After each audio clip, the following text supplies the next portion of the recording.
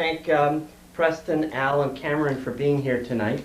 Really, I mean, for all of us eccentrics, we are thoroughly pleased to hear about the Rainbow Project, the Philadelphia Experiment, the Phoenix Project, all that good stuff. And so I guess you can all take it the way you want, you know, as one after another, while he puts on his sunglasses. And this is really, I think, a memorable event.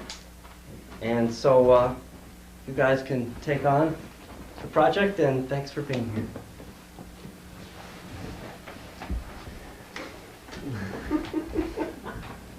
Go ahead, Preston. Well, Preston, why don't you start? Yeah. All right. Well, we're here tonight. We have with us Mr. Bielik, who is from the Eldridge, or the Philadelphia Experiment, the older fellow that went back to 43. We also have with us Mr. Cameron, who is also off the Eldridge. Two of the craziest people in the world. Now, compliment. They're not so crazy, they survived. We're here at the auspices of the, what's it, Galuppi? Yeah, Filippo Galuppi. Galuppi brothers. Right. We're here in this nice, beautiful home in Blue Point. This home has to be at least $250,000. I hope so. 3/4. Or $750,000, whatever. And I don't know what we're going to talk about. Why don't you start with what Montauk was about, how it tied into the Philadelphia Experiment. A brief synopsis, maybe, of the... Okay, first of all, I got to find the However, PowerPoint. you want to start with Philadelphia and then go to however you want. No. how it ties in. I first have to find the power cord. I got a place to plug this power cord Go, in and go. start up the tape recorder. Go. There, plugged in. All right, way back when. Let's start with the Phoenix Project. Phoenix Project is a carry-on from the Philadelphia Experiment. That was a... Can you hear them? Can you hear them okay? That was a silly little project that the Navy did back in the 30s and the 40s, attempting to make a battleship invisible. They wanted to make an aircraft carrier invisible. They threw the switch one eventful day, and the ship went into hyperspace, caused all sorts of problems for the people on the boat. Navy said the thing's a huge failure, it's a huge success, but it's also a huge failure, and they shelved it. In about 47, it was decided, you know, the government can't leave this thing alone. They got a wild effect that they wanted to study. So in 47, they reopened it and started up with what we came later to know as the Phoenix Project. It was originally the Rainbow Project. It was moved to Brookhaven National Laboratories, and Dr. von Neumann and all his associates, this was long before any of us were involved in it, started to replicate this thing. Out of the Phoenix 1, the early project, came the stealth technology, which I cannot talk about. You know, either of these two guys could talk about the stealth technology, but I cannot talk about it because of my job. And also came out all sorts of energetic little toys, such as radio songs. What is a radio song? Well, if you remember all back when we were kids, we saw these little white plastic boxes that had a white bottle hanging down on it that they connected to a little red parachute, filled up a balloon with helium, connected the whole thing, and up in the atmosphere it went. The government told us, hey, this thing is a weather data package. It has a temperature sensor, has a humidity sensor, and it has a pressure sensor in it.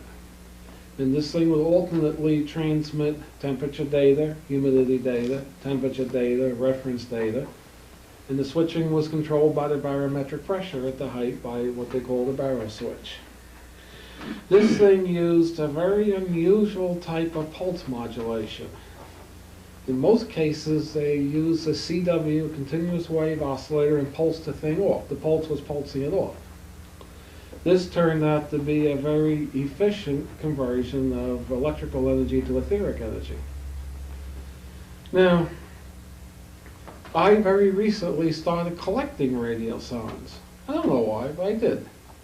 I walked in with a radio sign, and one of the associates at Space-Time Laboratory says, things are a weather control device. So of course that piqued my interest. I'd already known that the humidity sensor was terrible.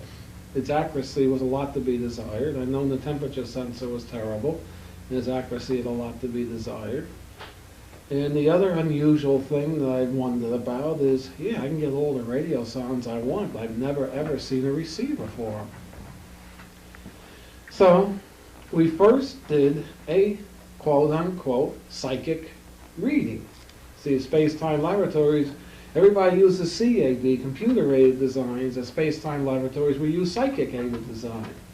So we had a number of different psychics read on the radio sounds. Weather control device, doorbuster, orgone enhancer.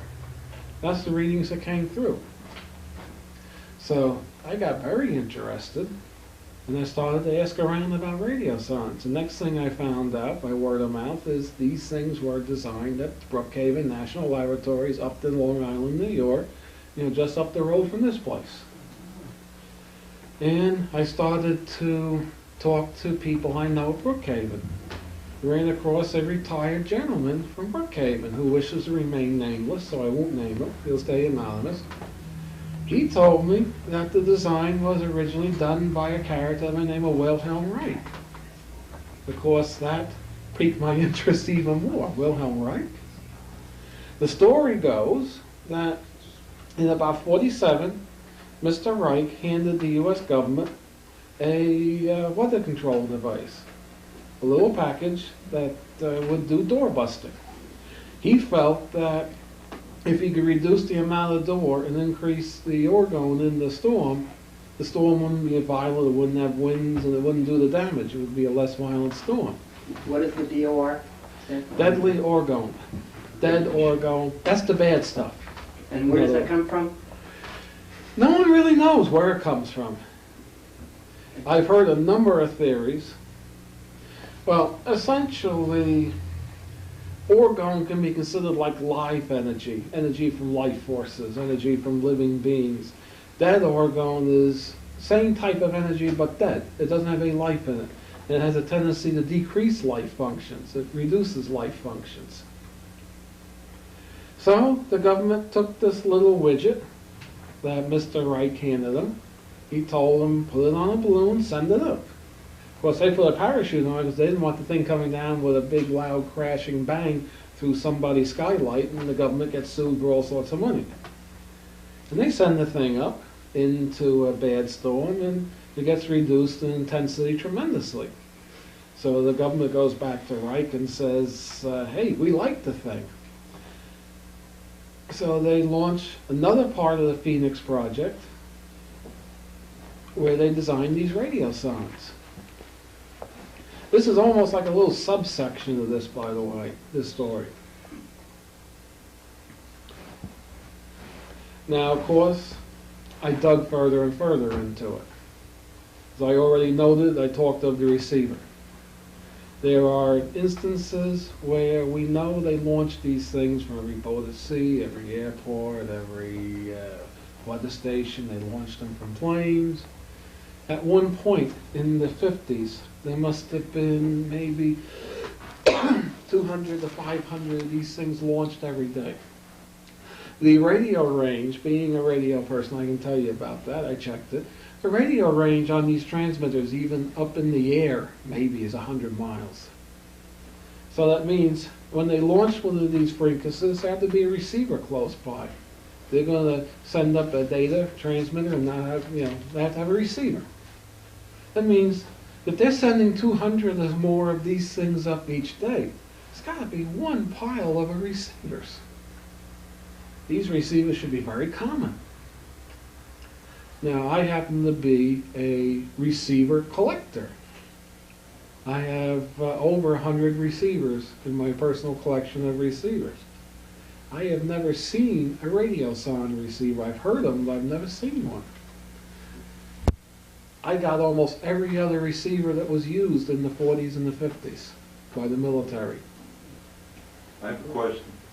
What is the center frequency without modulation on the radio song transmitter? 403 megahertz and 1680 megahertz. They use two different frequencies.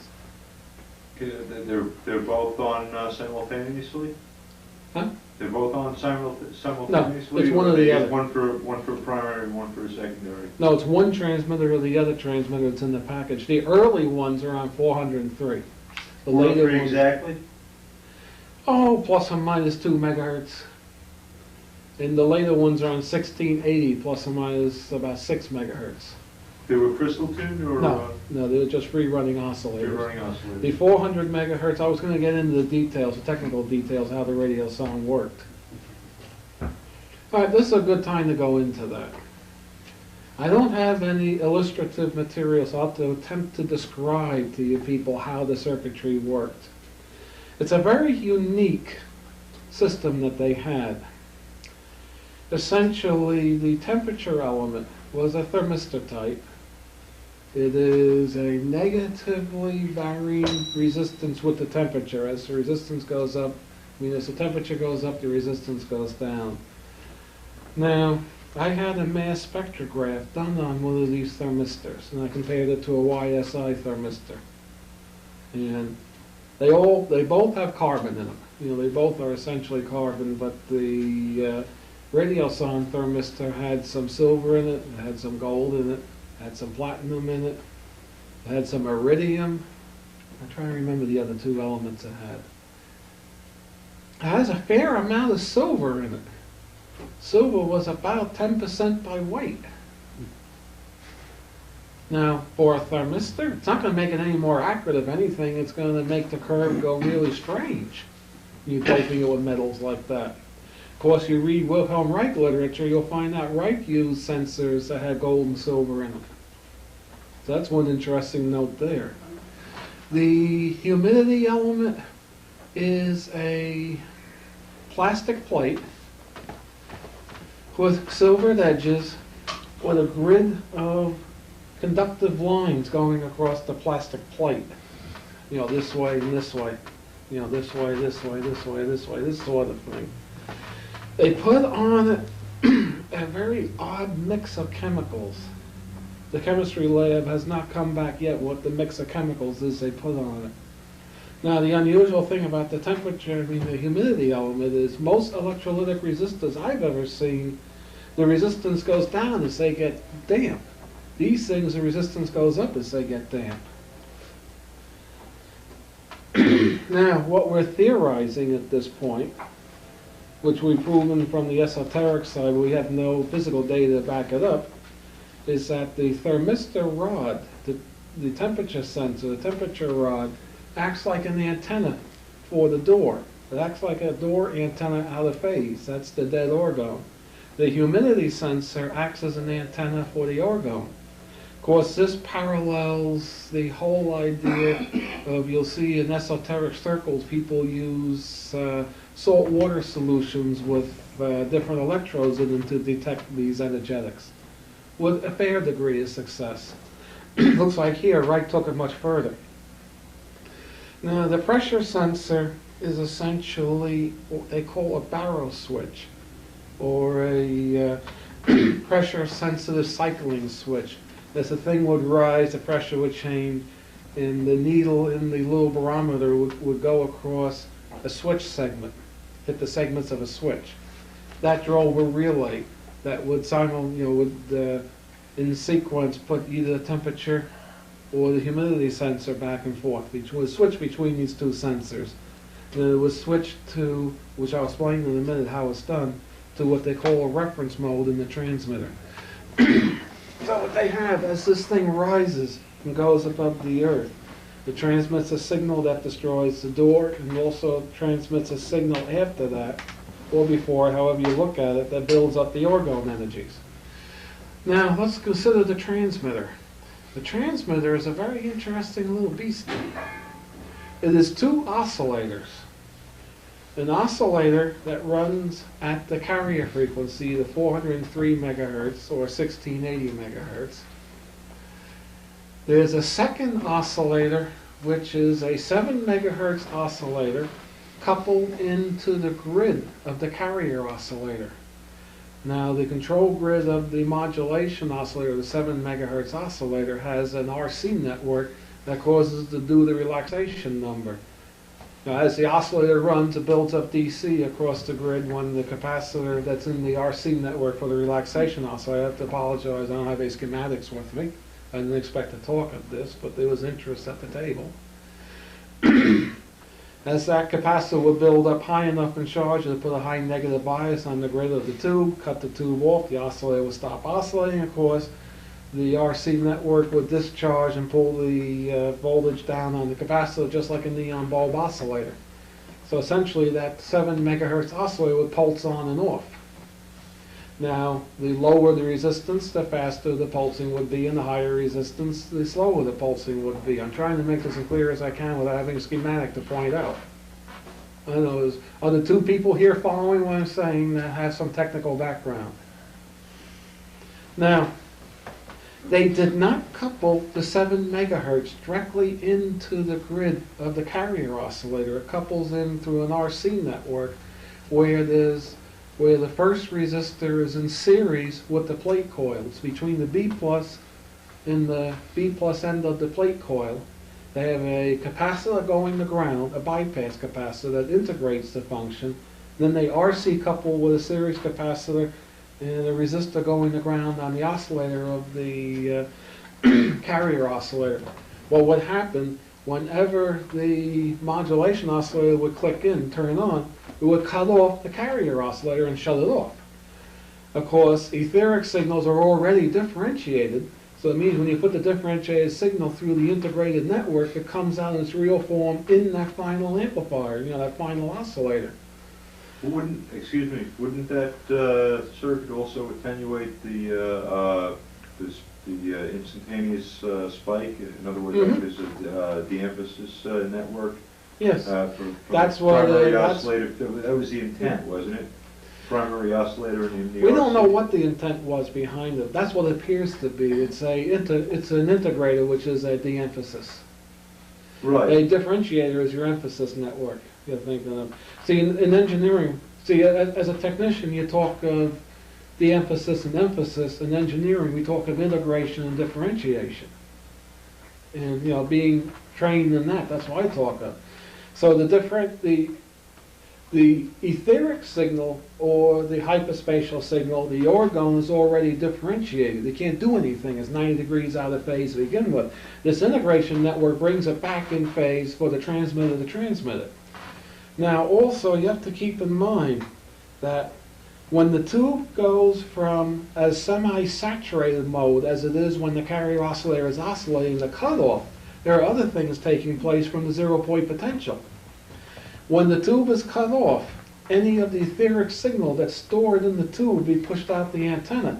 Also, when you cut the tube off, when you go from saturation to cutoff, and from cutoff to saturation again, you're essentially ripping open the vacuum from the viewpoint of the Dirac space that he derived in the 30s. And you'll get an amplification. These transmitters only put out about a half a watt of CW RF power. The etheric content, or the non-real power, was equivalent to about a 250 watt transmitter. That's how efficient these little things were. Can you describe the phase relationship between the RF output power and the etheric power and the frequency difference between the two? Okay, the frequency should be the same. The phase relationship... Cosine? Hmm? Would it be a cosine function? Let's see, what would it be? It would have to be, well, let's see, it would come out of the differential equation relating the baseband to the carrier frequency. I think it'd be a tangent. I think it's a tangent function. So it would rise sharply Yeah. until the next cycle. Mm-hmm.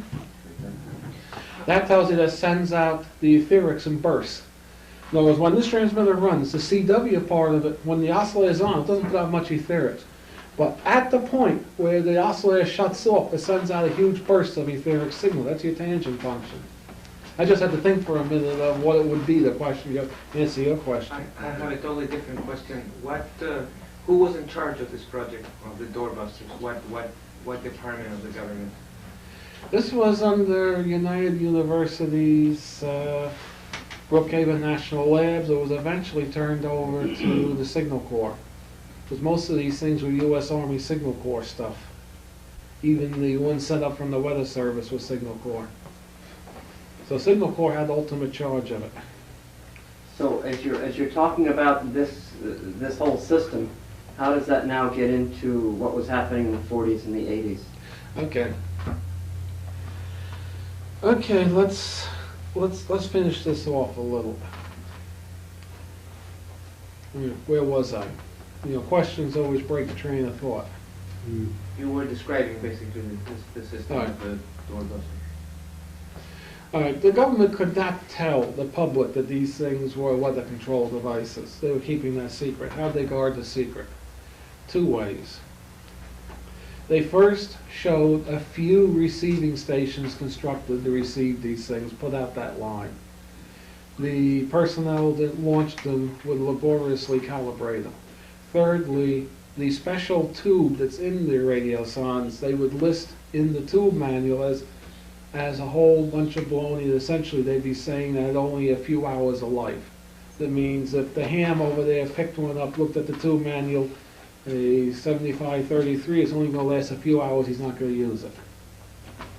And that worked very well. As I already mentioned, I've never seen a receiver. That says they didn't use a receiver with these things. This is why, this is the hard data, besides the psychic data I base that the story is correct. All right, what we're seeing here actually is in actuality the genesis of the Montauk Project. The Montauk Project was Phoenix 2. The Montauk Project is a combination of Wilhelm Reich's work and the Philadelphia Experiment. It was like 2 separate little projects going on in Phoenix 1. You had the development of the invisibility and its human factor study. Also, you had the development of Wilhelm Reich's weather control.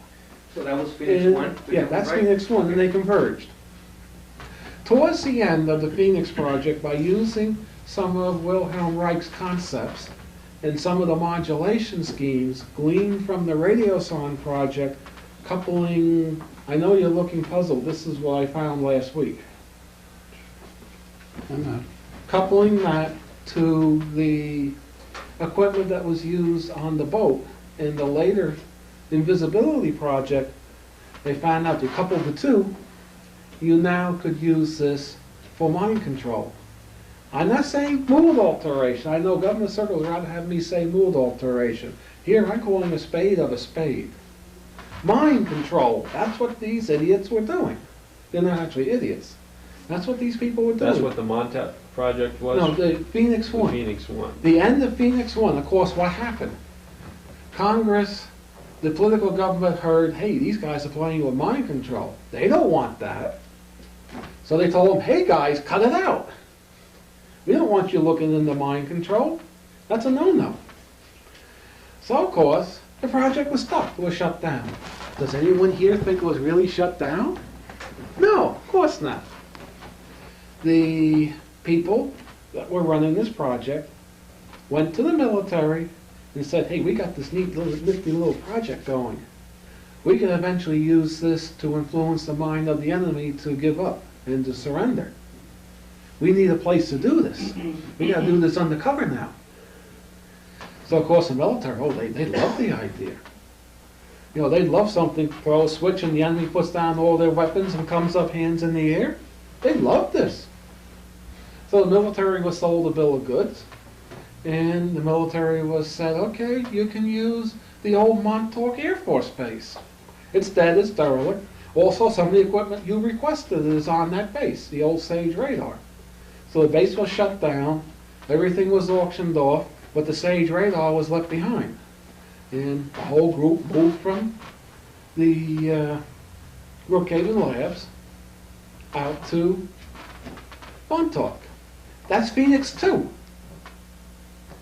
Of course, they spent the first 10 years from about 1969 to about 1979 researching pure mind control. They started out by taking the output of the SAGE radar, modulating it to special ways that they came up with that Reich had shown them from the weather control process, and combining that with stuff they noticed from the Philadelphia experiment work and the stealth work. And they were hitting these poor bastards with the microwave beam out of the SAGE transmitter direct. SAGE transmitter transmitted at about 400 megahertz, 406 megahertz, I believe most of the time it was set at. It would hop around frequency a little.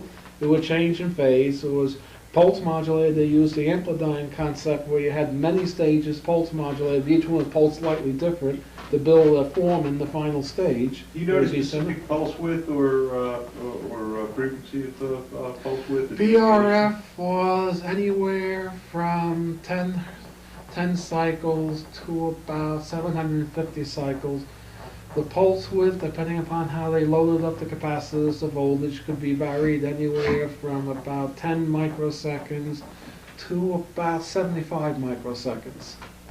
The center frequency was 406 megahertz, generated from a stay-low type function, which was referenced from a zero-time function.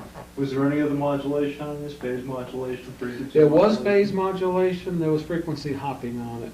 Now this is as I saw it when I got on the station. I'm first trying to account what with our digging and psyching and digging and talking to different people told us was the genesis of this thing. Let's keep all the technical questions till later. Okay? But let me straighten out the chronology. Phoenix 2 then, it would start in 1969? Yeah, about 69, 70, 71, somewhere in there. Phoenix 1 went from basically from World War 48 II to 68. to 68. Now essentially, Yeah. the first part of the mind control project was to take an individual, such as Duncan here, stand them maybe, 250 feet away from that antenna. As I was starting to go into what the SAGE radar was capable of, the SAGE radar had a peak pulse power of a half a megawatt. That's in the antenna. The antenna had a gain of 30 dB. So that means you're a megawatt. It has a peak pulse power, effective radiated power of at least a gigawatt. This is nominally a gigawatt. Can you imagine what that would do to people? I think it's amazing that the people are still here today that have been hit with this. It does such things as burn out brains, functions, and neurological damage. And you look inside of a person's lung that had this done, it'll look like their lung is all scarred from the heat generated, and just goes on and on with physical damage done to the body by this sort of thing.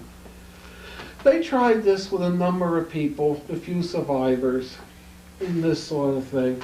Where do they get the volunteers for this? They were just grabbing indigenous people off the street and throwing in front of the radar beam, and let's see what happens. That's the sort of nonsense that the government loves to do. Who was in charge of the project at this time? I was covered now. Mr. Jack Pruitt was in charge. All right. Along with Dr. John Van Neumann. In any particular agency? I'm not sure what the agency was. No. Now, somebody got the brilliant idea, upon the urging of the different people, they got the idea, we're not sure who came up with this idea first. The signal they really want goes through the reflector. Let's take the big banana peel, that's what's called reflector, turn around 180 degrees and put the subjects directly in line with the gain horn feeding the antenna. Lo and behold, they got their results and didn't burn the people up. The poor bastards survived, and they hit them with this signal. But they found out by varying the phase modulation, the frequency hopping, and the pulsing of the multiple stages that they could have profound effects on a person's mind. Could you describe some of them? I think these two gentlemen here could describe them much better than I can. But let's not go into that at this point. Yeah, why not? Let's at this point break from the technical description of the first, what I consider to be the real mind control work that they had done that was successful. Let's go into some of the effects. Mr. Bielik and Mr. Cameron, I think, can do more on this than I can. But that was the goal in mind control of this whole project. That was the That was the first, started goal. that was the first goal. Start. Yeah. And how many people more or less worked on all together on the base, approximately? That varied. About 30. About 30. Who Yeah, authorized them to go on the base? Who Huh? authorized them, use of the base? Air Force. The Air Force and the Navy. Air Force and the Navy? In conjunction? Air Force and Navy work together? Yeah, this was a joint project. There was both Navy personnel in it and the Air Force personnel in it. Yeah. We even have copies of the orders of the Air Force personnel. And what was the cover story for the base? They must have had something. They had none. No? It was a derelict base It was abandoned. It was Was turned over abandoned? to GSA as surplus in 1970. around 69, 70 when they shut down all the SAGE radar systems. That, in other words, there was a non-existent operation. Right. There was no government coverage for it. There was no government payment. There was a surplus base which allegedly had nothing on it. So it was the perfect cover. Where'd they get the funding? It was totally private. Yep. Private corporations? Essentially. It didn't originally come from corporations. It did in the later phases. The original money came from the Nazis, the Nazi government. In 1944, there was a raid. That was Phoenix 1. No, this is No, that wasn't no, Phoenix not 1. Phoenix 1. This is Phoenix 2 and Phoenix 2, Phoenix really? 3. Yep. In 1944, there was a American troop train that went through a French railroad tunnel carrying $10 billion in Nazi gold, which they had found. This is documented in a movie on the whole Patton scenario, in which this train was dynamited in the tunnel, killed 51 GIs, and of course Patton, who was then in Europe, decided he had to investigate this. He couldn't understand how an American troop train in the Western Territory was dynamited in a French railroad tunnel. And he was concerned about the loss of 51 GIs, and also, as it turned out, $10 billion in gold disappeared.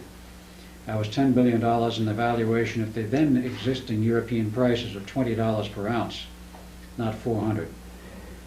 The gold disappeared. It turned up 10 years later in the U.S. at Montauk. This has been verified since. And that money, that gold, was used to finance the project initially, and for many years, because the value went up, as the value of gold went up, to approximately 100 billion plus. And they spent all of it, and ran out of money. That's when they tapped ITT. And that's when they tapped ITT, who then from that point on funded it, because ITT was owned by a certain German group known as the Krupps. Okay. And that was, again, the same Nazi connection. Now, in terms of personnel, many of the scientists, the civilian people and scientists there, were all ex-Nazis who came from Nazi Germany, either after the war was over with Werner von Braun, or were snuck in before the war, as was Dr. Unterman and a few others. But the whole thing was basically a civilian project run by the Nazis for the U.S. government surveillance, you might say.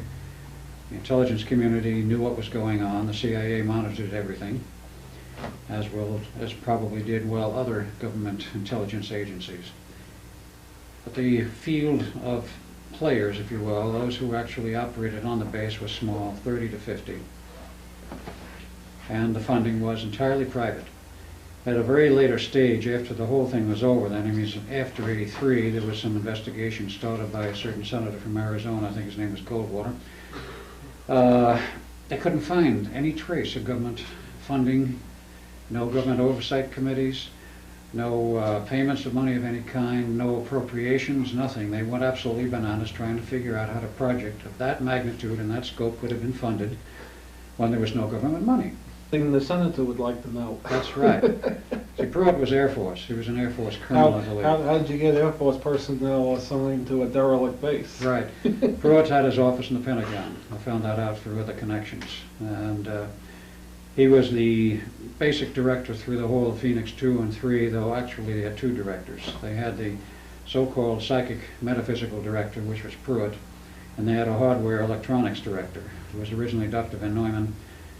And after he left, Dr. Untermann took over, Hermann C. Untermann from Germany. And they also had an electronics expert who, through most of the period of time, was a Dr. Matthew E. Zarrett, who came in with Werner von Braun in 46.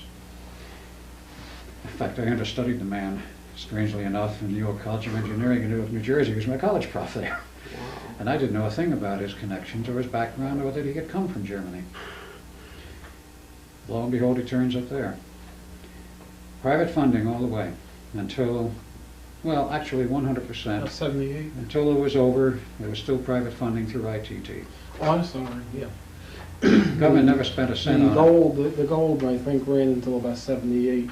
Approximately ITT that. got heavily in at about 78, 79. One of the reasons why they ran out of money was the fact that there was eventually not one base, but 25. Yeah. All SAGE bases, 25 of them were utilized for the same program. And the They were money running went in all parallel.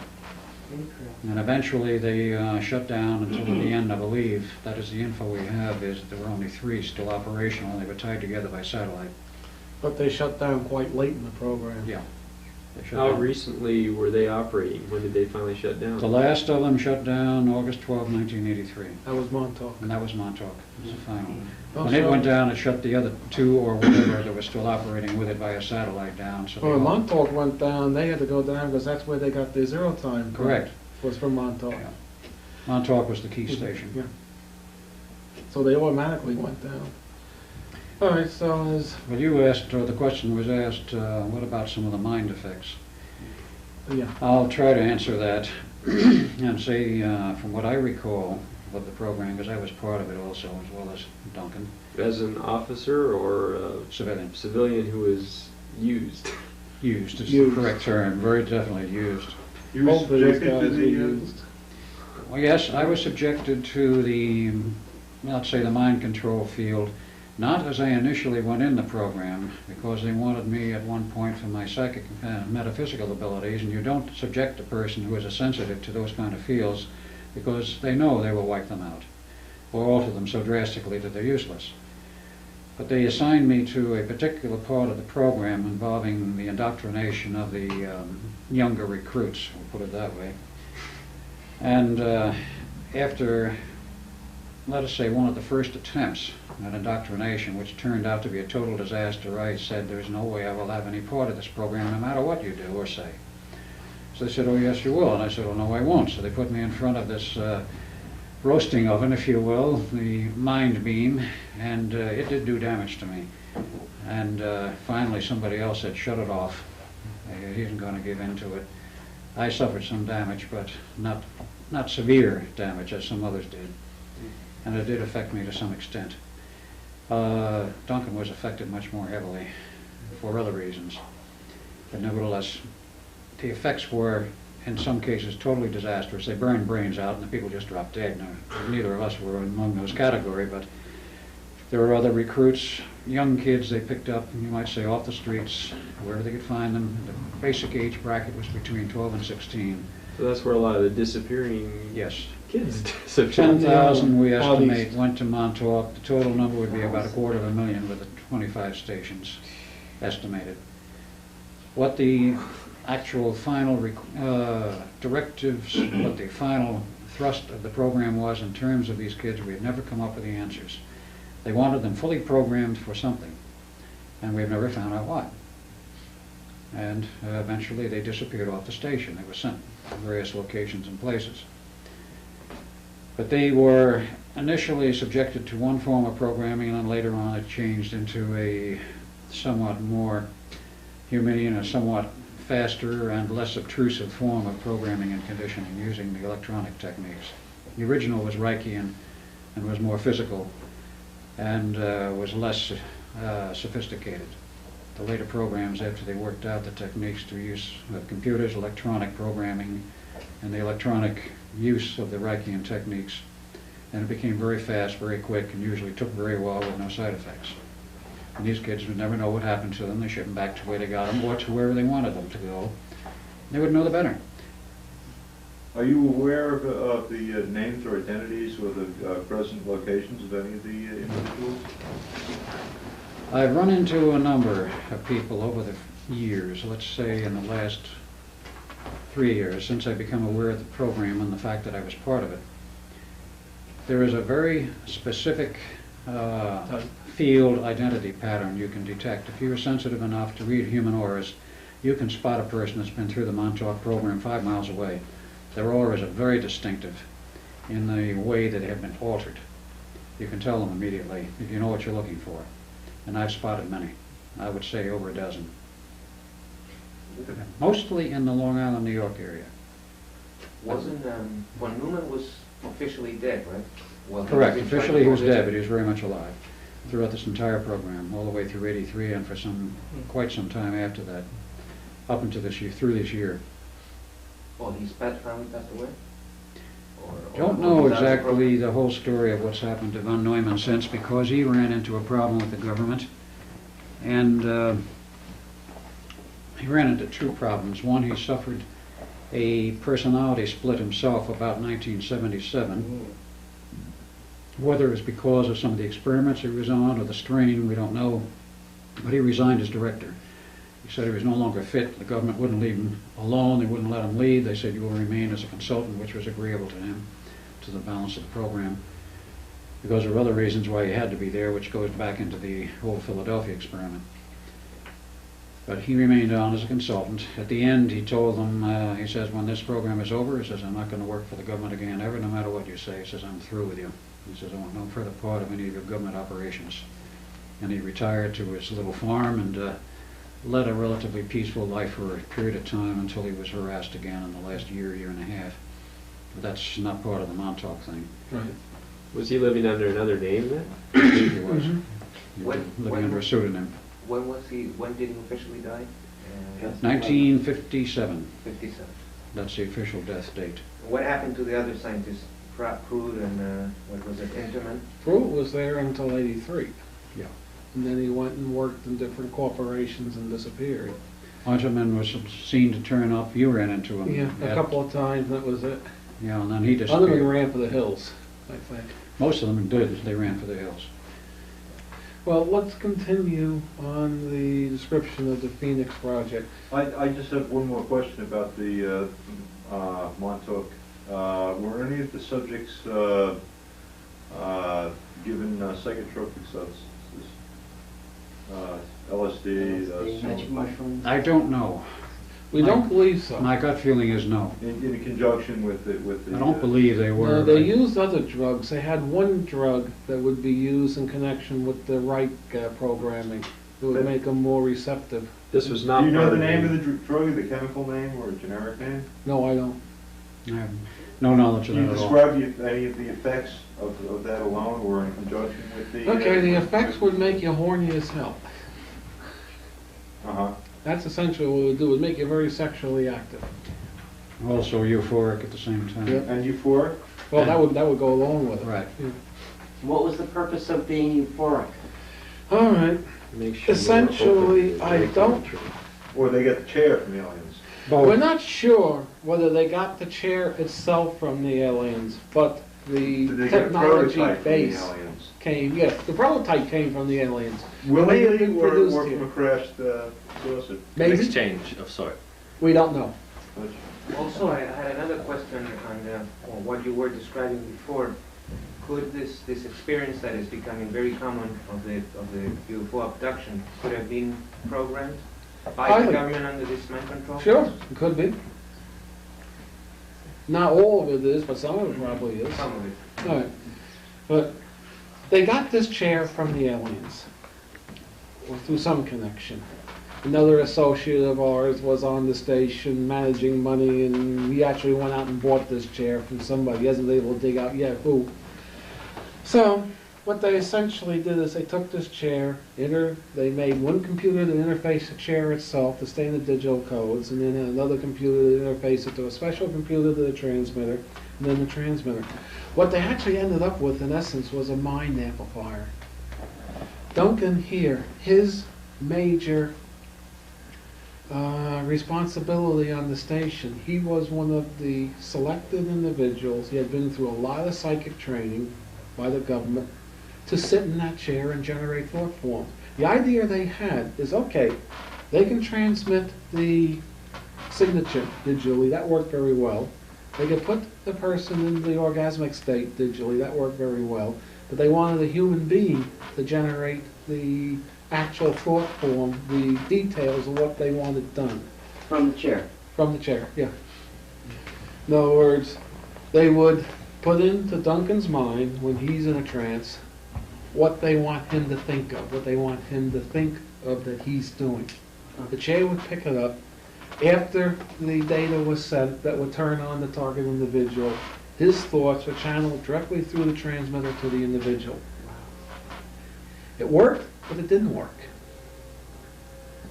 It worked very well, extremely well. But they found another capability. Let's say they would target Phil at Tuesday, 4 a.m. when he's asleep. They might actually discover that Phil was actually hit 2 weeks later. What did they discover? They did not lock the time in of the person. What did they get? They got a time machine. Next bright idea they got was, okay, let's tell Duncan to think of a vortex connecting 1981 to 1947. He would do this. What happened? They got a vortex going from 1981 to 1947 you can walk through. Great. Now, Duncan had to be, you had to be really good to be able to visualize. And Duncan's very good at you have to visualizing. be really master, I would think. Well, let's not go into that at this point. Well, you're talking about it at this point, that's why I bring it up. A master is a word in the dictionary. It's the word I use. And what you want. Well, we're talking of earlier capabilities, not today. He was also raped over as well. But, you know, what they discovered is, okay, the real time he thought of it. What they discovered is they recorded it, put the tape on the computer, did the same thing again. So now they had a tape that would open a vortex. And they started going back in time, they started going ahead in time, they actually got the time machine. That's the last phase of the Phoenix Project, was the time machine. Of And course, they could control that time factor to where they wanted to Yep. go. Right. whatever he thought of, or other people like him. He wasn't the only one, they had to have at least 5 backups. So that's still phase 2, That was phase 3. phase 3. Yeah, was the time machine. Now, that time machine, what do you know the date? That got going about 79 to 80. They got that operational. Of course, Fully operational? yeah, about And it 79 can to 80. transmit both matter and Thought. signals Yeah, and, right. They had this, you could walk through the vortex. You could walk in 1981 and come out in 47. Who, Cameron would, or the one? Anyone. Can you explain I again don't- was this developed? Because I what was the didn't see mechanism it. behind it? First of all, this Mind. transmitter was so freaking powerful. This transmitter had enough power to warp space and time, go through Bearden's equations. There's more than enough power to do it. He had the capability of thinking of the vortex function that they couldn't synthesize. They didn't know how to synthesize that vortex function, but he knew. Innately, inherently, he knew how to do it. Can it be mechanically synthesized right now? I'm sure they got the tapes. I'm sure they got the tapes. Now, also, things they did was they would have the subject that's sitting in the chair think of a creature. And that creature would precipitate itself. They would have the subject think, there's a car coming up the road, stop the car. The car would stop, there'd be no electrical activity in it. They would have the subject in the chair think of change the direction of the fish, and the fish would do this sort of thing.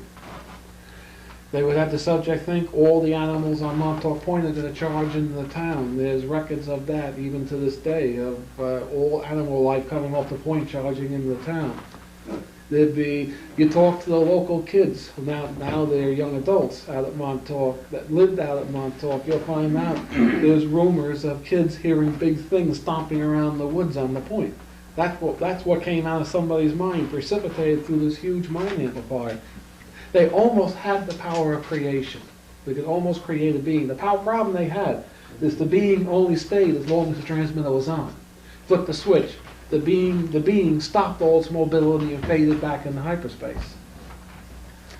But that's how powerful this thing was. This thing, you're talking gigawatts, and the etheric power probably many, many terawatts. You're talking astronomical etheric power. Because they're using multiple pulse modulated amplifiers on top of pulse modulated amplifiers, opening different windows from the drive of this amp to that amp, and you can encode all sorts of zero-point functions as you go through what they call the amplidyne function. See, the amplidyne is essentially a zero-point amplifier. So by the time they started pulsing the 100-watt stage, by the time they got out to the half a gigawatt output, the etheric power was up in the sky. This thing was tremendous. This transmitter, it took at times 2 generators supplying a megawatt each to run this thing. They were pumping 2 megawatts into this whole building, which you'll see pictures of. But, you know, I don't think I can overstate how much power, as far as we're concerned in this room, it's astronomical power this thing had. This thing literally had, if the person who was sitting in the chair thought of a time warp and a vortex, that vortex would form. Excuse me, does this have any military applications that you're aware of? Silly question. I can think of thousands. And is that why Eastern Europe's almost free today? Because the Russians are simply scared of this? I don't know. Who knows? There's also other thoughts that other outside groups are saying to the Earth government use straighten up or ship out.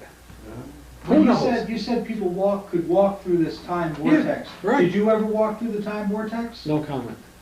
Do you know anybody that did? Oh, yes. Could you describe at least the experience, or? Yeah, I can. Okay. I did more than once, and it's weird, to say the least. The recollection is that you. First of all, how was it formed? Just at the beginning, before it's created, what do you see before it's created? Before it's created, you see nothing but the building or the area that you're in. You're in a chair or in an open space? No. What they finally ended up doing was they took whatever Duncan or his alternates would generate, they put it on tape. Okay. Now, it could generate it inside the underground area, or you could generate the... From anywhere to anywhere. Or Anywhere in generate it outside. space-time. It can be from any particular point where they chose to generate the origin, and it would go to the terminal point. It could happen while you were... was where? The terminal point would be wherever they chose it to be. And you could be driving a car when Future, this the happened? past. You probably, I mean, what would happen if you were driving a car?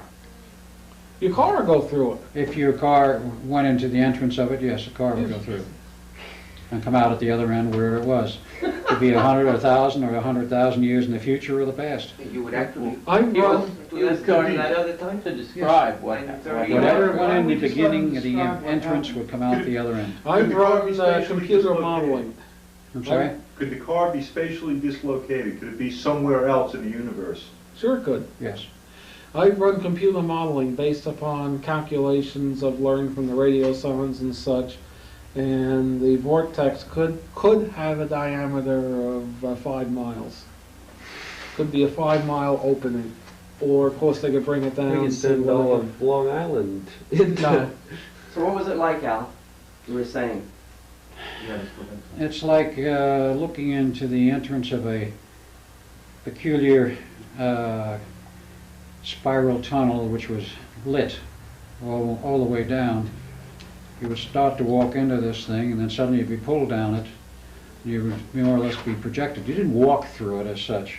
you were more or less propelled through it. You walked into it. You walked into it, correct, start. Then you were propelled down the thing like some force grabbed you and pulled you through, and you come out the other end, wherever it is. It could be far in the past, it could be in the future, it could be very close by, and it could definitely be another place physically other than the point where you started and usually was.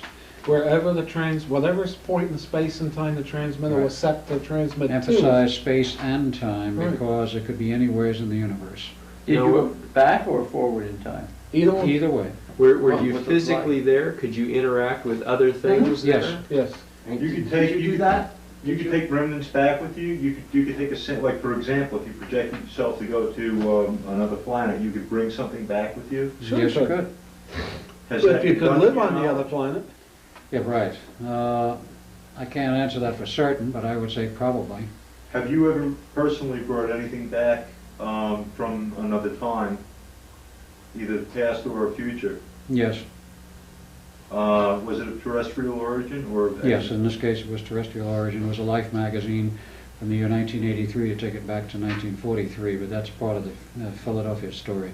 that's still continuing the Phoenix Project yet. Right. How did you get You to guys this asked the back? question of what it was Okay, like. the description of the vortex. Please continue. Well, the description was it was like a tunnel, coruscating corkscrew, sort of lit, sort of looked like the walls were, Solid or moving? they were solid, but they were fluted. It was not a solid bore through rock, as you would Right. think. It was a fluted sort of structure.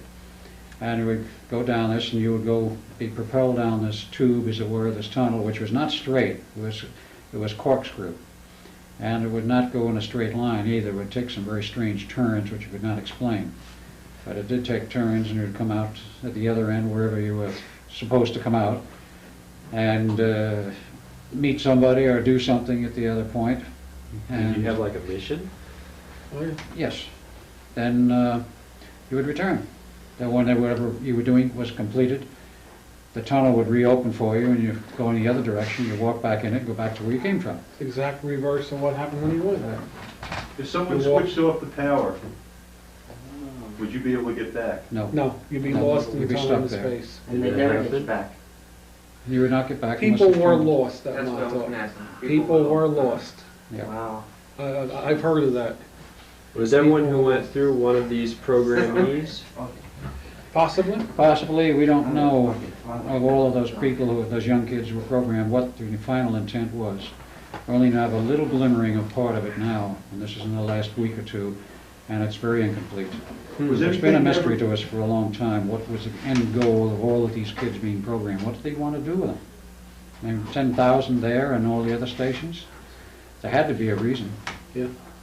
When you said people were lost, does that mean that if the machine was turned off, instant disintegration or just abandoned in that time period? It would depend on which happened first.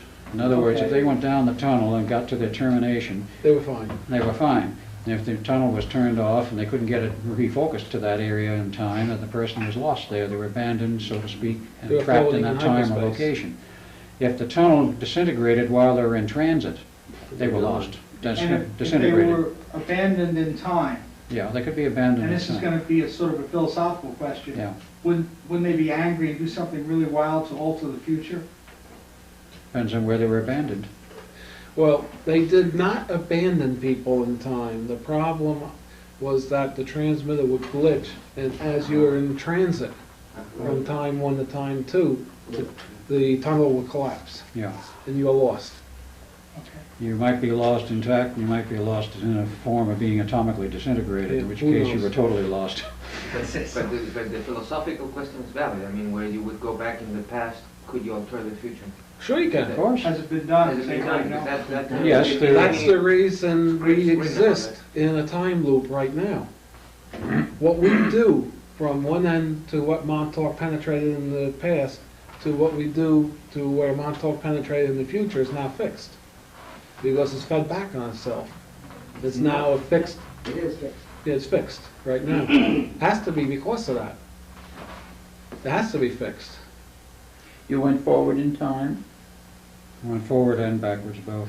One of the first things they did with the raw recruits, as it were, after they passed the initial tests and examination to see if they were suitable for the program, and they were found suitable. I don't know what the reason was, but I do remember that one of the things they did was they sent every raw recruit forward into the future to a year around 6030 AD, and it was always to the same point, someplace in the future in the middle of an abandoned city with a square where there was still a statue in solid gold. And they would ask them to look at this and see what they saw after they came back. And they interpreted whatever the individual saw, for what purpose I'm not sure, but this was one instance where apparently all recruits were sent to this point in time to see what they saw, and whether they were expecting to find a different answer and from person to person, I don't know. Were they equipped with protective suits or equipment? No, ordinary clothes. That's if they were going to a friendly environment. Yeah. Well, if you're sending someone into the future, you know, into a possible nuclear... Well, they first would look into the future through the vortex. They could sample the air, they could sample everything on this side. Now, were there different potential futures that people could be sent to? No, because once you make the first connection into the future, it's fixed. Anything from that future point back is fixed. But what I'm saying is, are there different That's the alternate reason the futures government that they could go times- into? The first projection, yes, there's multiple different futures. But once the first projection is made into the future, from that point back, from the future, let's say they project from 83 to the future. Okay. From this point back, it's not fixed. Because the fact that he went from here to here has not fixed the time Even flow. after they turn off the machine Yeah. or whatever? Because the fact they turned off the machine does not alter that he was here and then came back. Right. Then that sounds like you couldn't change the present by sending someone to the past. Yes, And vice you Very versa. can. definitely. You can, yes, Yes. You exactly. can change the present by sending someone into the future, too, Right. for that matter. Yep. And How do you often change the certain- present by sending someone into the future? Under certain conditions, you can. When it's a closed loop, you can. Cameron, had you gone into the future at all? Yes, I've seen the horse, which Al speaks of. It's Oh, the golden statue. the golden statue. It's a horse with no rider. It's an abandoned city. It's sort of like a dream state. It's a very peculiar, where there is virtually no dynamic ability ongoing. It's a very stationary, almost frozen state. No markings on the statue, no, did you know what it was, what it referred I don't think I can say. Beyond that, you want to make any statements about anything else in the future that might interest people, or that you could talk about without doing damage? Only in the fact that when there is a function that is presented ahead, there are increments that, from that particular point in time, which was propagated from, there will be effect back to the initial point of reference. That is the nature of the beast, as Preston spoke. Yeah. Once you have a reference, Once you close the loop. whether it be ahead or behind, that doesn't necessarily mean that that particular point in the future cannot be changed. Everything and nothing is possible. to? So If there along were those counts- changes that were going on in the future, you can't really do much about that yourself, could you? Oh, that's correct. Right. But could it be just like a projection or something, or not the real future? Some kind of condition Duncan- thing on the mind? To answer the question, Mhm. depending upon what realism set of functions, however they be real or manifested or surrealistic, depending what function and what time line, there are many timelines and functions of realism. Depending where you're going and where you attribute the point of reference, that determines how it will affect, as let's say you and I here, as to us here directly. The realistic point, how much that, let's say it's a manifested realism, that could have some effect here, but not that dramatically, as something, let's say, us sitting here 20 years ahead. That is in our space and framework and function of time, so that would affect us more dramatically than just something that was sort of created. Okay, say that one psychic sets up a vortex to the future and we use that and then we shut that one down. If another psychic sets up a vortex to the future, will it go to the same future or No. can it go to a different one? They go to wherever the function is generated to go to. That's correct. Okay. There had to be people who were really controlling this very exactly and specifically. Oh, yes. Well, surely. Very definitely. Very much so. But what I'm saying is it'll go to a different place in time, but will it be on the same timeline, the same reality as the first psychic's vortex? As long as it's before the most furthest point they projected Okay. ahead, yes, it will be. In fact, the government is using that today to, the existing time machines still flow in the Montauk line. Okay, It now, has to. okay, once they have done that, can we go back in time and change the past to change the present, and then the future will be changed? You already did it. With the loop I'm closed, just- everybody does automatically what they're supposed to do. If The you loop has from been the closed future- once you've gone to the future. Right. So we don't have to worry about our present being changed now, No, it can't be changed. because we've already looped to the future through it. And through the past. Right. If, let's say this Okay. is 83, let's say this is year 1, this is year 1000. And you go from 83 to year 1, from 83 to year, 2000. Anywhere between 2000 and 1, now you fed it back on itself. That means So it's locked. whatever the That's- people do in here, they're going to do forever and ever. We're in an endless do loop in the computer right now. What is the furthest forward anyone has traveled that you know of? 10,000. So that's all locked through 10,000. Unless the Can you vortex describe can be the, broken. can you describe any recollection of anybody you know that has traveled that far into the future? Nobody has ever gotten that far into the future and gotten into a real, almost like a running life situation, so we don't know what it is. As Duncan described, it always appears to be like a dream state where they hardly ever encounter any other people. What about, all right, as far as going into the future and encountering people on Earth, okay? How far ahead is that? Near term. I believe they've gone about 10,000 years ahead. But you still. And encountered people. No, what I'm saying is encountered something other than a dreamlike or a sublimated state. Interacted with How it. far can you go and get a tangible, real future? Or can you do that? No one's gotten a tangible, real future beyond 2012. 2012, 13, 14, Somewhere in there. depends.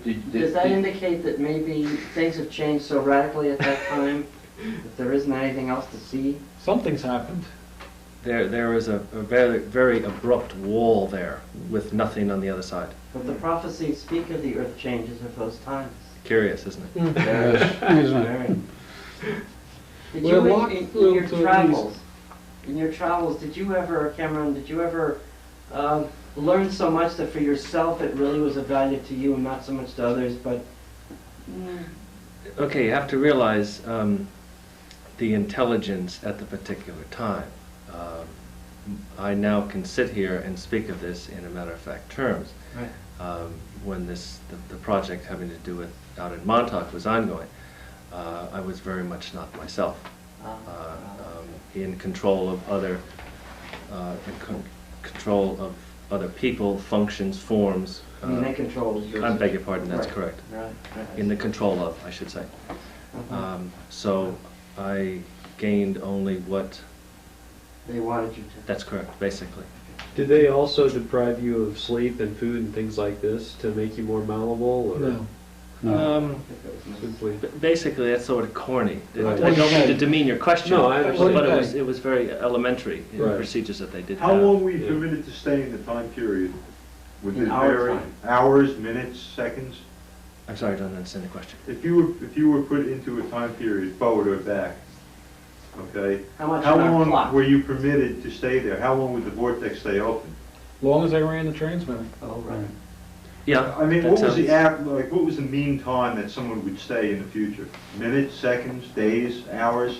I can't answer that. hard The to question say. is not answerable, No. considering I mean, the in your format for which you're perception of traveling. time, in your perception of No, time. not There is his no perception. there is no such The people who were running it. consideration of perception of time during that period. It's There a very. There wasn't a deal where they were told you got an hour to do the job, you gotta be back in an hour.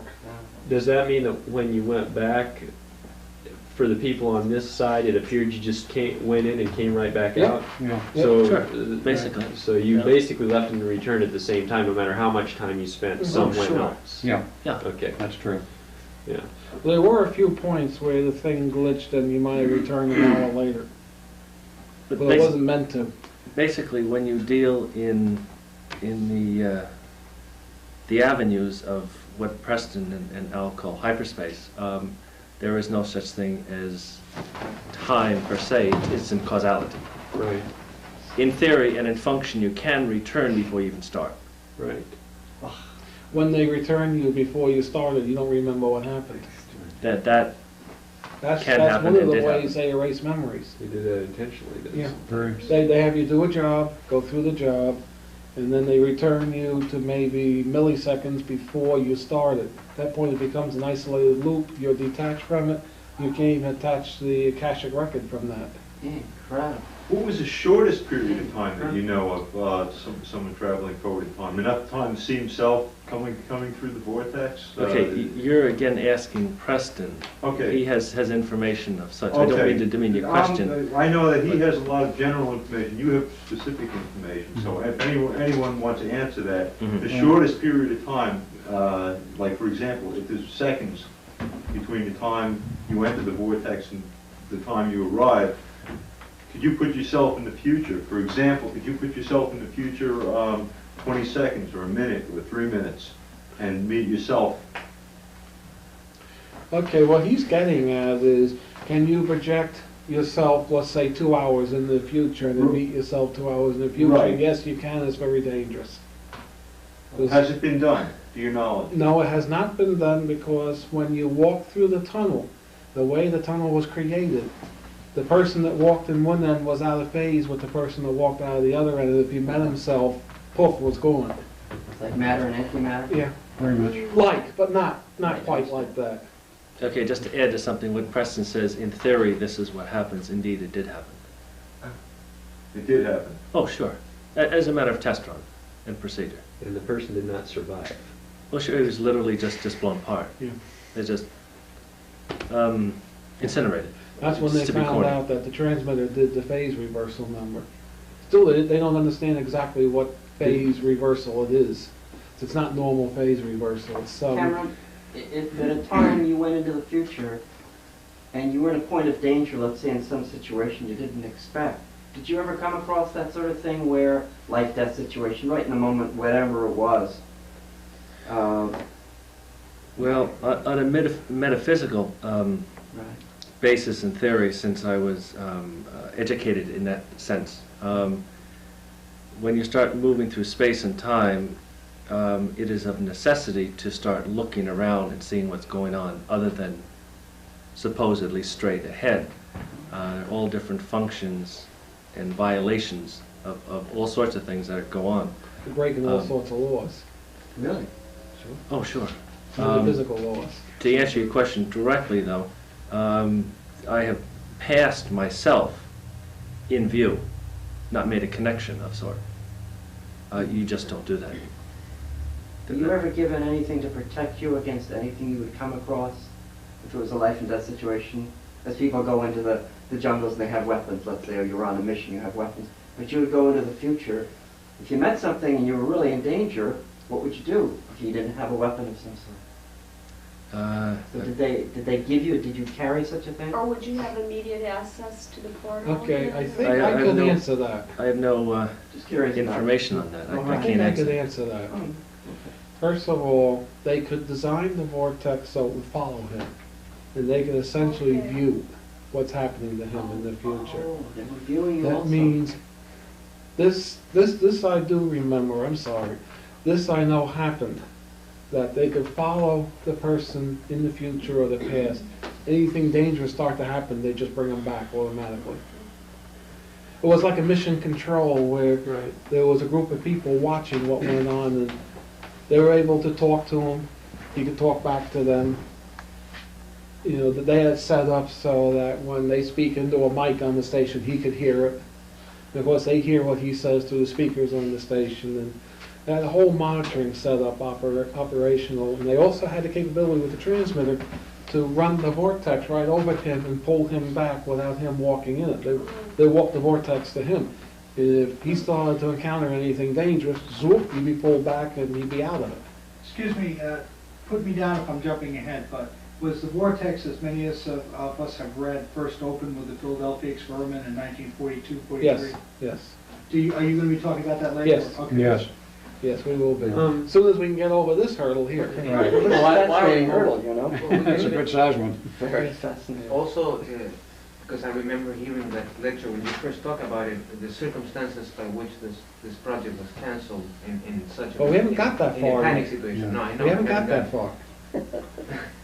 All right, let's at this point continue. We can. Well, I got a related question real quick, when you went into the future and saw the horse, was that by any chance something to scare you into agreeing to do what they wanted to prevent something, or? Doesn't sound like it. It was more of a view, just to consider indeed what was there and critique. Yep. So they Sounds like it really was a wanted to test. know Like something. a reference point. Yeah, a test is It was a test, reference. basically. Quiz. We're all getting the same answer. They wanted to see if Quiz, everybody Cameron. came back with basically the same view, the same information, test your powers of observation, whatever. Okay. What did you see? Describe it in detail. Not only the horse, but the surrounding city that was in ruins. Well, do you have any ideas why? Did you see anybody there? Did you see anything else? So, Et cetera, et cetera. so when you would go through the vortex, if you were to go through right now, you disappear from this spot? Yes, Oh yes, very definitely. you wouldn't be here. I got you. You'd just be on the viewers. Right. All right, Okay. let's continue.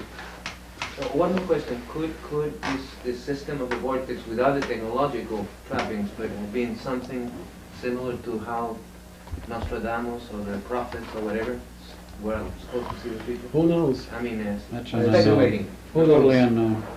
I assume movies were sometimes taken in the past? Well, movies can be made right off the viewers. Oh, really? They could do Yeah. that off the viewer? Sure. Like, The viewer was a video signal. You can put the viewer right onto a videotape machine. Wow. what kind of files must they have somewhere on all? You must have Yes, some great home good movies. question. What kind Somebody of else See see them. movies. All right. Home movies. Home movies, yeah. A good one. What a Good stuff. file of home movies. Sounds like a right? title for a sci-fi movie about this. And question of the year, do you have any of these tapes? No. No. No. No. They were closely guarded. I know the tapes were made because I saw them, but they were closely guarded.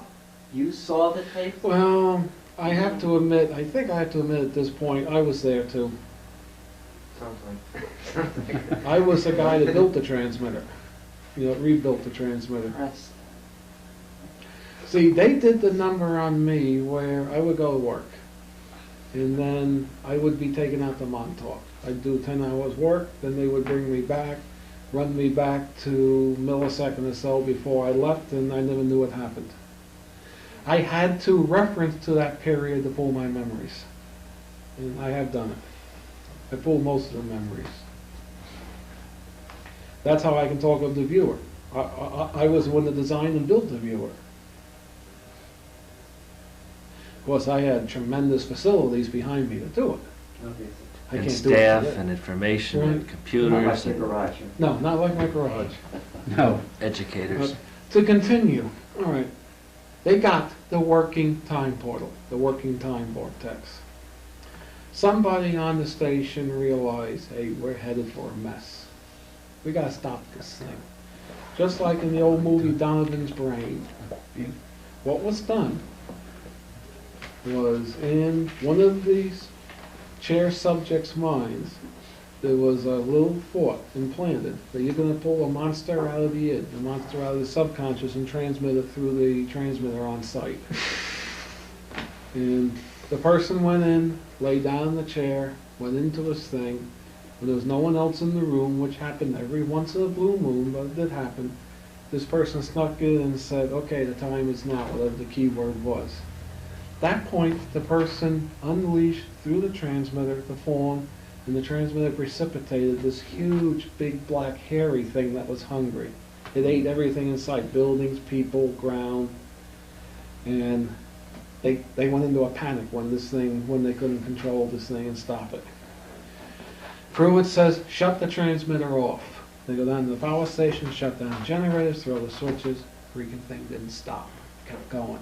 Was still hungry and still eating. This is on the base? Yeah, on the base. Actually, we're eating people and Yep. machinery and everything. Yep. And smashing everything it could to get Buildings. to the site.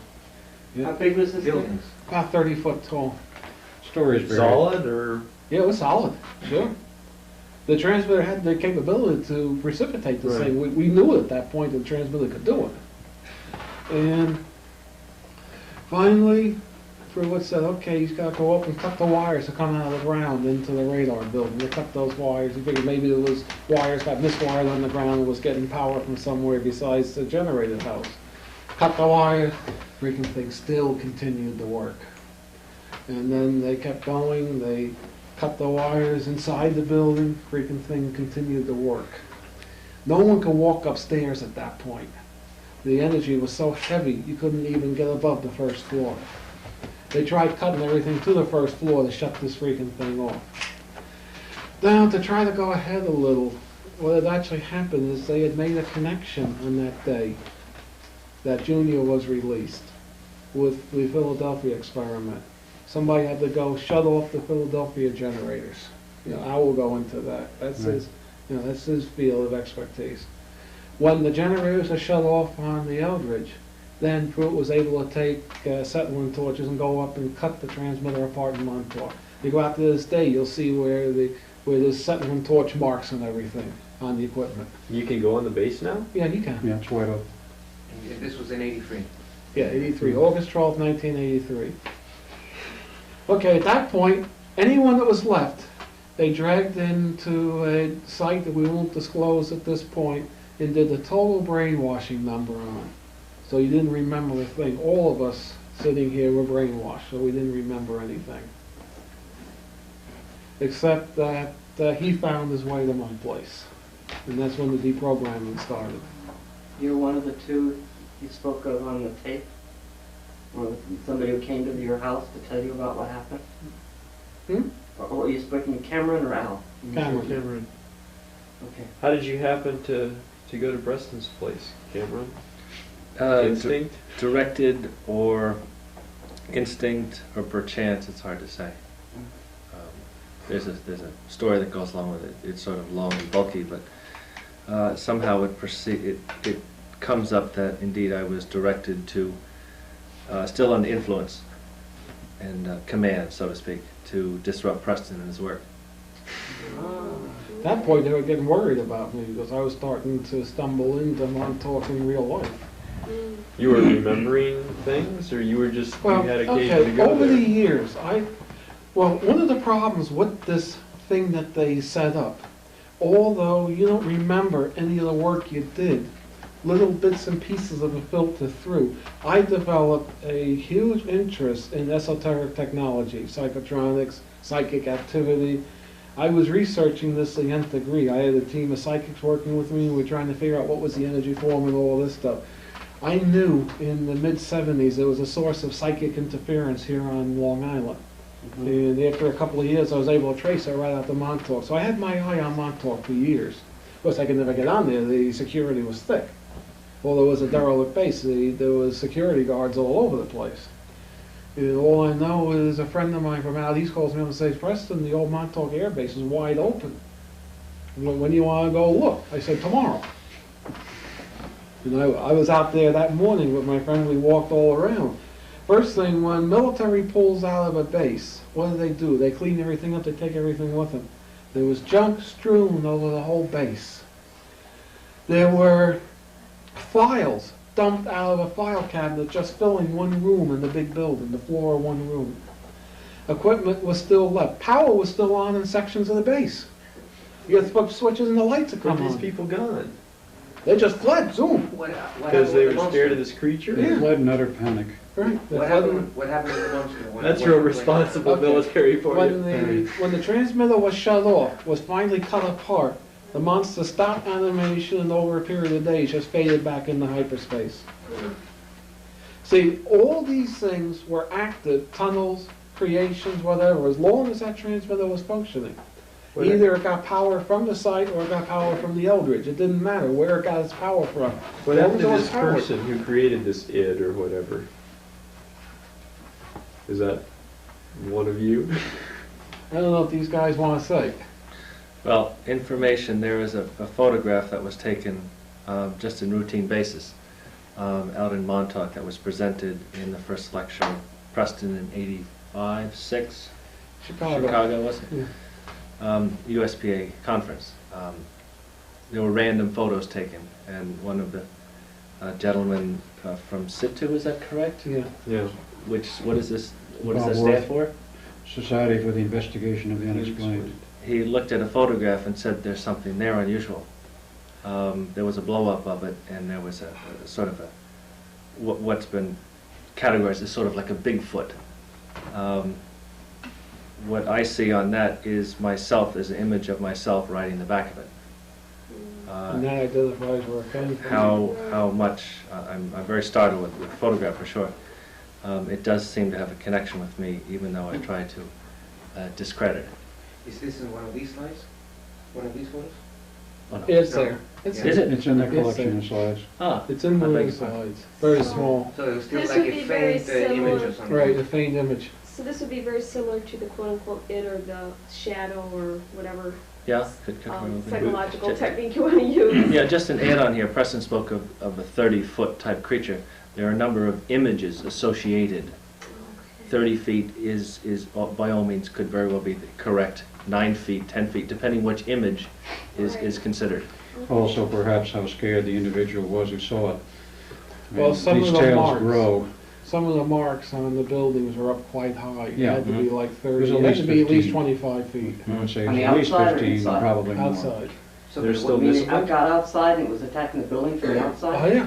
All right. It was rolling free. Was it like a monkey type big, like King Kong? It was very Or- similar or in like appearance more to one of the Bigfoot, Bigfoot, which you showed, and I've seen pictures of, I'm sure, at various times but and places. huge. Mhm. But huge. Instead of being 7 foot, it was perhaps closer to 30. My original impression was, when I first went on the base, it was perhaps 30 foot high. Now, to the best of your knowledge, how was this creature created again? Was there some kind of, someone decided It was this was him. to be created? Yeah, some person, we're not sure who it was at this point, felt like the rest of us here that this was going too far, it was Right. getting dangerous, and there was going to be problems in the future. It had to be brought to a stop. The project had to be crashed. And the most effective way to crash it was to make something Program the hungry that creation would of a cause them creature. to panic. Throw them into a Information, panic. information as someone was tapped on the shoulder somehow and did some business to do this. Some information was passed along. You wonder if you worked there at all or not, but you have been living with your folks for a long time. Mhm. Don't they know? Did you ever ask them what you were doing in these time You periods? had no time loss. They returned They him returned him immediately before it after. Just before it happened. Yeah. Before it happened. So he was never gone, even though he could have been out looking for himself I during came that time. home He was from not work. gone. So freaking tired. I do. So you essentially lived a couple years in 1 year. Yeah, How do you make a living I went normally? through the I same mean, let's thing. say outside of this project. as a microwave engineer. And you're still getting a check, Oh, yeah. and paycheck or whatever. I you come want. home from work, I felt like I'd worked 20 hours, 10 hours, 20 hours, anywhere Probably in there. worked even more. And since about 83, I haven't had that. Since 83, I've been fine. But from about 75 until 83, God, was I tired. But I wouldn't remember any of it because they would bring me back to milliseconds before I left and it'd be a closed loop. But the experience and the education would come through. That's why I went into metaphysics. Because this other project, I was heavily in metaphysics. Originally, before that, I was a nuts and bolts electronics type person. I didn't even... Metaphysics? That would be my reaction. Yeah. Yeah. But This is for idiots type Yeah. thing. Well, because I'd done so much in this other function, it's still enough filtered through that I developed an interest in this, what you Right. want to call this life, if you want to say, of metaphysics. And that was their downfall. Because it was that made me conscious of what was going on, that Montauk was the source of these interfering signals. Of course they were interfering signals. They were following up my research to no end. Was there any sense of in all the experiences that you were doing, going into the future, etc., all of that, that there was some real higher force, there was a higher force that existed who sort of was more in control than the people were at the station? You know, people have their little kingdoms and they think that they rule the world in a sense, but as you were going through the experience, did you sense higher forces, much higher forces, that really had something to do to say about destiny and how things go on this planet? Al, Very would you care to answer that? mystical experience is what I'm saying. Well, since Duncan is deferring to me on that one, I'll try to answer it. I would say that during that period itself, looking back on it, there was no awareness on my part, and I don't think there was any on Duncan's part, of such a higher agency, if you will, directing our efforts at that point. I would say very definitely there was before that point, and at some time in the past we were aware of it, though perhaps not in our respective earlier lifetimes, of this lifetime, but further back. Mhm. And since then, very definitely, that there was some kind of, if you will pardon the expression, a divine plan involved in this whole thing, which is very, very difficult to explain, is very difficult to extrapolate on. There was a reason for all of this happening. I know that without any question. What that reason is still not clear. And I think Duncan would agree that, yes, he knows that there was some kind of a reason for it. Preston would probably agree with it. And he's looking at it from the mathematical and the nuts and bolts end of it to try and come up with a reason. And it's not easy. Yes, there was a reason why it happened. If you go back into, as I will shortly, go back into the Philadelphia experiment end of it, which was the beginning of the whole business, one can see from the way that thing was maneuvered that there was a higher hand of some kind involved in setting the whole thing up, because it would never have happened the way it did unless two obscure dates, 40 years apart, coincided with two experiments. If I could just add something directly to your question, quickly. Having to do a scene and knowing possibly some other intelligentsia. There's a function of the time tunnel where a person, or in my experience per se, it's the only thing I can relate to, when a person moves through a number of procedures, there's a point in maybe 2/3 down the tunnel as perceived where there's a very big thump. The energy leaves the body. There's a tendency to see on a broad scale. I can only answer that question theoretically. Looking back on it, I'm sure there is and there was some intelligence there, certainly higher form than we know. As to the recognition of it, I would have trouble in that sense, but there is what I call the full out, where the energy leaves the body, and there's a tendency to see on a very broad scale. That's partially what they were trying to do at Montauk, is to stabilize and to freeze what I call a full out, the seeing process. They didn't want you to see it. Is that what you're saying? No, They they were trying to wanted to manifest that Oh, they were. for whatever their purpose is. And in your travels, did you ever go back in time and see other of your own lifetimes? Did they ever ask you to do that? No. Because it would seem to me that you could do that. You could, but it would be theoretically. Yeah, but it wouldn't be in their interest. No, but I just wondered if they ever asked you to. I have no information directly, but theoretically it's very possible to influence a person's function, Yeah. however back so far. What was the role of the aliens at all? I mean, other than the chair, which they had Okay, given you. that would be the earlier part of this that we haven't got into yet. Okay. Let's look at another little sideline here. what was done, one of the cute little trips that they made was they made a trip from 83 back to 63, installed him in a new body. That's all I knew of it, that they installed him in a new body. I don't know why, but Al could of course tell us why.